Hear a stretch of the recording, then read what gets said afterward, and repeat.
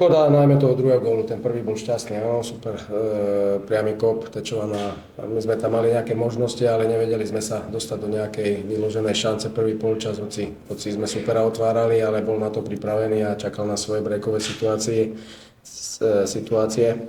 Ten druhý polčas sme robili nejaké zmeny, chceli sme to viac hrať cez centrované lopty, ale do nejakých šancí. Mali sme možnosti, škoda viac kľudu v záverečnej fáze, keby boli chlapci mali viac kľudu, možno trošku šťastia, nejaká druhá lopta, keby sa odrazila, lebo ten terén, dá sa povedať, mohli sme len takto sa presadiť, super dobre stál, aj keď po vylúčení sa stiahol dozadu a dobre to bránil.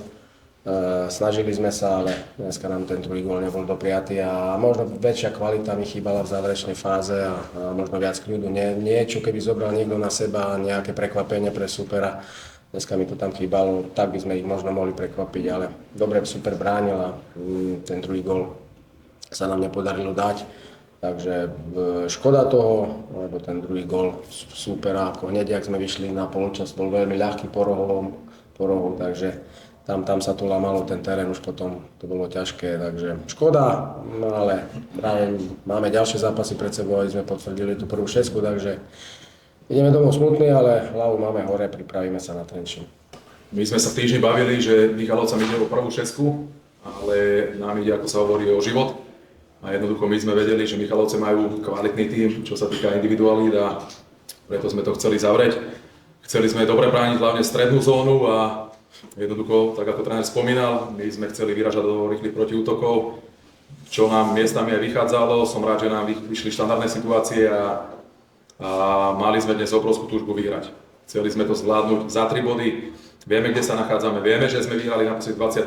septembra a jednoducho to je strašne dlhá doba na to, aby sme sa proste tešili a sme strašne radi, že nám to dnes aj po červenej karte vyšlo a obrovský kredit chalanom, ako to uskákali, ako to ubojovali a na záver sme to museli zmeniť po tej červenej karte, ale fakt, ako spomínal tréner, obrovský kredit chalanom, že sme tie kvalitné Michalovce nepúšťali do šanci. Na domáceho trénera, pán tréner, v súvislosti s tým vylúčením práve posledné druhé na jar, bolo vidno, že chcete hrať na hranici povolenej agresivity, ale je to potom niekedy strašne ťažké si to ustrážiť. Keď rodový útočník sa nechá vylúčiť po 2 žltých, je to vždy tak trošku zbytočné. Takže aký pohľad máte na to, že vás možno trošku zrádza tá herná disciplína na úvodiari a čo s tým, hoci dneska ste za to neboli potrestaní, ale mohli ste byť? Tak áno, je to do ďalších kôl určite popracujeme na tom, aby sa na to nestávalo, ale keď mám byť úprimný, tak som tú červenú kartu ešte nevidel na videu, takže nechcem sa k tomu vyjadrovať. A čo sa týka práve Romana Potočného, do tej červenej karty patril medzi najlepších hráčov na ihrisku, takže akým spôsobom vnímate ten jeho prínos, ako vám pomáha v úvodari? Tak, veľmi dobre naskočil v Košiciach, preto sme ho tam jednoducho aj poslali dnes a myslím si, že odviedol výbornú robotu opäť. Po čase sme upozorňovali na druhú žltú kartu, bohužiaľ ju dostal, ale hovorím, ako som spomínal, jednoducho som ten zákrok nevidel.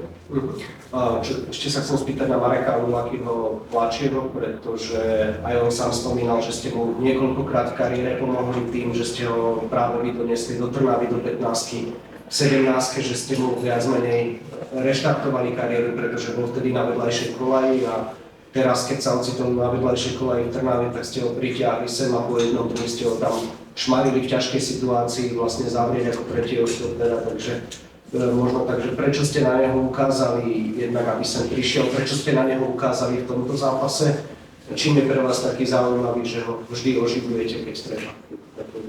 Tak ako ste spomínali, jednoducho Marek je výborný charakter, za mňa výborný bojovník, presne ideálny typ na boj o záchranu a keď to poviem tak laicky, tak ja som mu zachránil kariéru a teraz by som bol strašne rád, aby nám pomohol, aby on zachránil mne.